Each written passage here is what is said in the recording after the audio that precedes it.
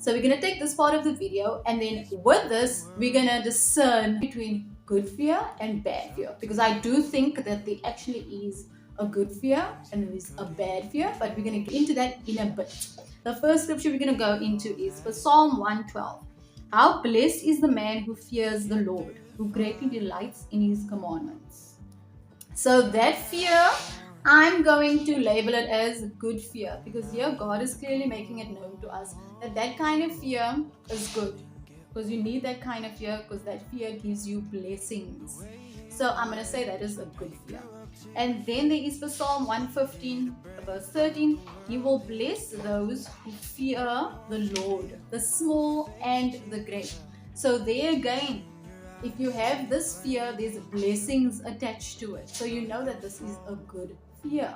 So what is this fear? If I'm going to put a name on it, I'm going to call it as the fear of God. There's also another one, and this one actually gives you the revelation very clearly.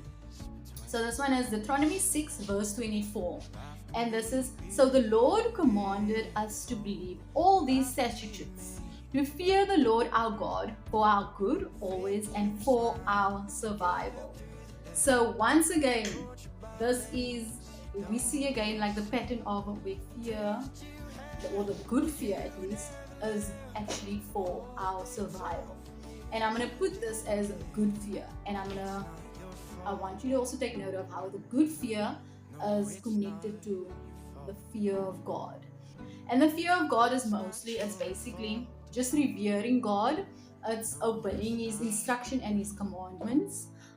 It's living in alignment basically with God. And then we're going to move over to what I am going to call it for this video, bad fear. And this is, I'm going to also once again use some scripture.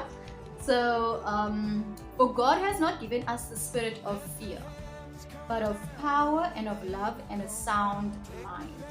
So this year, this scripture, God is clearly saying to us, this type of fear that he's talking about is not of him. And I think this is the bad fear. Not I think, I know.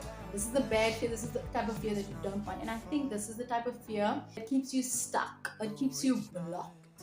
Once you know, and you can discern between what type of fear you have, then you can easily let go of it. If it's the bad type of fear, you can easily let go of it. If it's a good type of fear, you can easily grab onto it even more tightly. But I think the problem comes in when we can't discern, and we start thinking we get confused, and we think okay, but this is it's normal to have this type of fear. Meanwhile,